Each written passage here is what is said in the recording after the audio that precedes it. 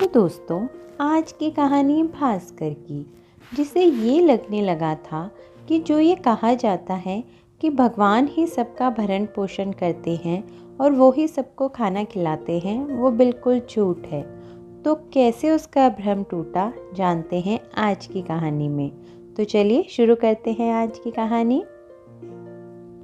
एक दिन भास्कर किसी सत्संग में गया जहाँ ये कहा जा रहा था कि भगवान ही हैं जो हमें खाना खिलाते हैं, लेकिन भास्कर ये मानने को तैयार ही नहीं था। उसने कहा, मैं भी देखता हूँ कैसे भगवान मुझे खाना खिलाते हैं, वो आए और मुझे खिलाएं, तभी मैं खाऊंगा। और ये कहकर वो एक जंगल में चला गया और एक पेड़ में भूखा प्यासा चढ़ गया। तभी उसने देखा कि एक बारात वहाँ से गुजर रही थी और खाना खाने के लिए उसी पेड़ के नीचे रुके। और जैसे ही उन्होंने खाना खोला, उन्हें उस जंगल में शेर की आवाज़ आई और वो वहाँ से भाग गए। तभी भास्कर ने देखा वहाँ कुछ डाकू आ गए और खाना देखकर उनको वैसे ही बहुत जोर की भूख लगी थी, इसलिए उन सब ने वो खाना खाना शुरू किया। लेकिन खाने से पहले सब ने सोचा कि यहाँ वीराने में इतना अच्छा खाना कहाँ से आया।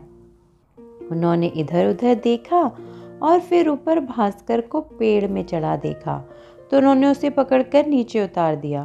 तू यहाँ क्या कर रहा है? एक ने पूछा। भास्कर, कुछ नहीं। तो दूसरे ने बोला, जरूर इसी ने खाना रखा होगा, और क्या पता ऐसा भी हो सकता है कि इसने इसमें जहर मिलाया हो। भास्कर ने कहा, नहीं, मैंने कुछ नहीं डाला। लेकिन सब ने कहा, तू ही खा पहले। लेकिन भास्कर माना ही नहीं, तो उन्होंने जबरदस्ती उसे खाना खिला दिया। खाना खाकर भास्कर बहुत जोरों की हंसा। डाकू ने पूछा, अबे पागल हो गया क्या, हंस क्यों रहा है?